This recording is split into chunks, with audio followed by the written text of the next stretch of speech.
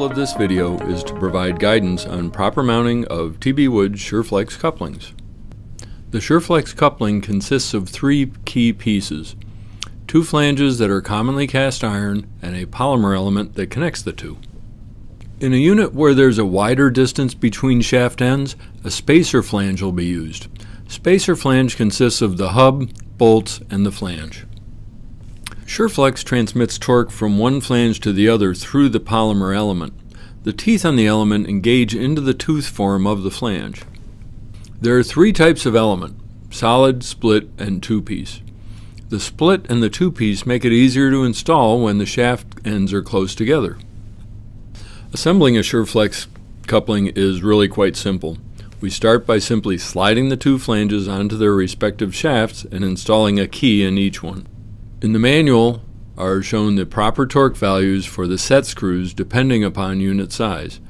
We're assembling a size 6, and therefore we'll use a torque wrench set for 13 pound-feet of torque. Once we have the first flange properly tightened on the shaft, assemble the element into that flange. Slide the second flange so that it too fully engages the element. Once the second flange is in place, properly tighten the set screws for that flange. Now that the coupling is assembled, you need to check shaft parallel and angular alignment. To check parallel alignment, place the side of a straight edge on the flat side of the coupling across both flanges. There should be no gap between the straight edge and the hubs. Try this at several points around the coupling, but don't rotate the coupling. You'll see we're trying it at 3 o'clock, 6 o'clock, 12 o'clock, and so on. Where there's a difference, use a feeler gauge to measure the amount of the gap. Use the chart in the manual to determine how much out of parallelism is allowed. For our size 6, we can allow up to 15 thousandths of an inch. Where needed, realign the shafts.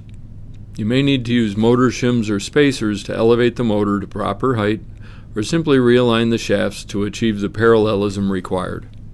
To check the angular misalignment, you'll need a caliper or micrometer. Measure the distance from the back of one flange to the back of the other. Measure the flange at the diameter farthest from the shaft. Like we did with parallelism, do this at several points. The distance between the maximum and minimum values is the misalignment value. Check the difference between the maximum and minimum values against the chart in the manual. For our size 6, we can have up to 70 thousandths of an inch. If your misalignment exceeds the parallel and or the angular misalignment, you'll need to adjust your shaft arrangement to correct the problem. Once you've adjusted the shaft alignment, recheck the coupling to ensure the issue is resolved. Once you have the hubs properly tightened to the shaft and addressed any alignment issues, you've properly installed your SureFlex coupling.